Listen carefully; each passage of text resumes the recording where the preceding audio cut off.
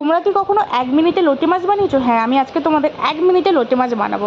না মজা করলাম। এটা হচ্ছে 1 মিনিটও না, এটা 30 মিনিট সময় লেগেছিলো, কিন্তু আমি তোমাদের 1 মিনিটে করে দেখাবো যে কীভাবে আমি আমার ঘরে লোটে মাছ করি। আর স্পেশালি একটা কথা, লোটে মাছ কার কার প্রিয় প্লিজ আমাকে কমেন্ট করে জানিও তো। আমি না এমন ধরনের মানুষ যে আমি ইলিশ মাছ ছেড়ে আমি লোটে মাছ খাই, আমার এত ফেভারিট। তো চলো কীভাবে 1 মিনিটে বানিয়েছি তোমাকে দেখানো যাক।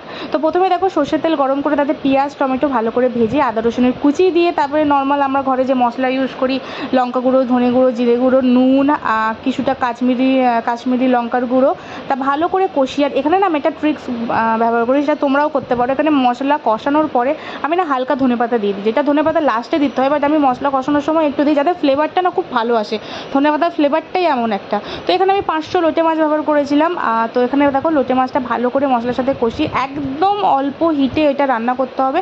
তো দেখো আমার লোটে মাছ প্রায় হয়ে গেছে, লাস্টে ধনেপাতা দিয়ে পরিবেশন